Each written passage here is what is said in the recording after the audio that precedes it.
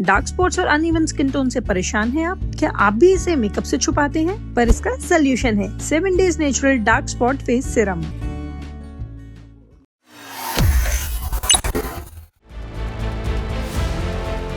वक्फ संशोधन कानून के खिलाफ सुप्रीम कोर्ट में कई याचिकाएं दाखिल की गई हैं, जिस पर सुनवाई की तारीख और बेंच तय हो गई है।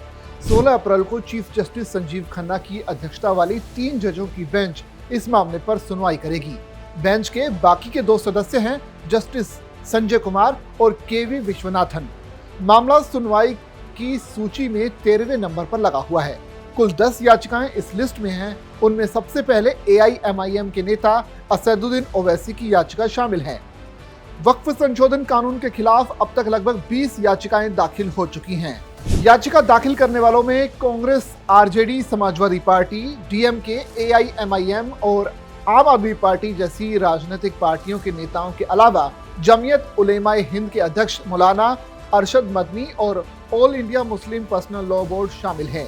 सभी याचिकाओं में मुख्य रूप से यही कहा गया है कि ये मुसलमानों के साथ भेदभाव करने वाला कानून है। वक्फ एक धार्मिक संस्था है, उसके कामकाज में सरकारी दखल गलत है, जिसके जवाब में केंद्र सरकार ने भी सुप्रीम कोर्ट में एक कैविएट दाखिल की है। केंद्र ने किसी भी आदेश से पहले अपना पक्ष सुने जाने की मांग की है। चूंकि वक्फ संशोधन कानून का विरोध करने वाली याचिकाओं में कानून पर रोक लगाने की मांग भी की गई है, ऐसे में सरकार ने यह सुनिश्चित करने की कोशिश की है कि बिना उसका पक्ष सुने कोर्ट कोई भी एक तरफा आदेश ना दे। इसके अलावा कानून के समर्थन में भी कुछ याचिकाएं दाखिल की गई हैं। इन याचिकाओं में नए कानून को संविधान के हिसाब से सही और न्याय संगत बताया गया है। वक्फ कानून के खिलाफ की गई याचिका को जस्टिस संजीव खन्ना खुद सुनेंगे।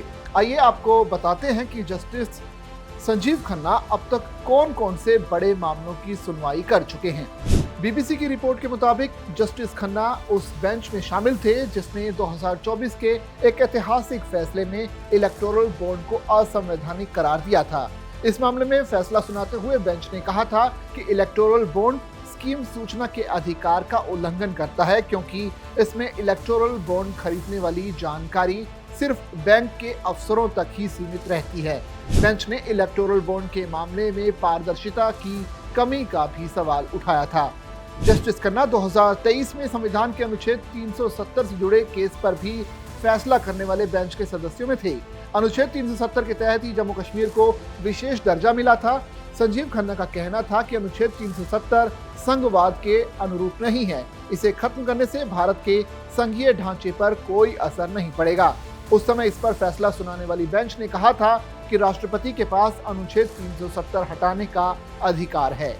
साल 2024 में एसोसिएशन फॉर डेमोक्रेटिक रिफॉर्म्स बनाम भारत निर्वाचन आयोग के एक फैसले में जस्टिस खन्ना की बेंच ने इलेक्ट्रॉनिक वोटिंग मशीनों पर डाले गए वोटों के 100% VVPAT वेरिफिकेशन की मांग करने वाली ADR यानी एसोसिएशन फॉर डेमोक्रेटिक रिफॉर्म्स की याचिका को भी खारिज कर दिया था। फैसले में जस्टिस खन्ना ने लिखा था कि स्वतंत्र और निष्पक्ष चुनाव सुनिश्चित करने के लिए आयोग के सभी सुरक्षा उपायों को रिकॉर्ड में रखना चाहते हैं।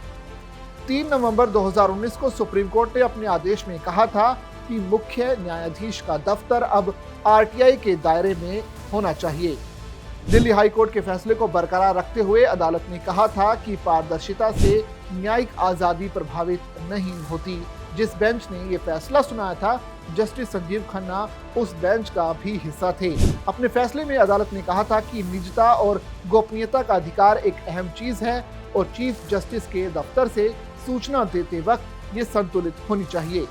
जस्टिस खनविलकर और दिनेश माहेश्वरी ने सेंट्रल विस्टा प्रोजेक्ट को अनुमति दी थी, जबकि जस्टिस संजीव खन्ना ने इसके खिलाफ अपना फैसला सुनाया था। इस तरह से कई बड़े फैसलों की सुनवाई कर चुके जस्टिस संजीव खन्ना अब जो है एक अहम फैसला यानी वक्फ कानून के खिलाफ सुनवाई में भी शामिल होंगे।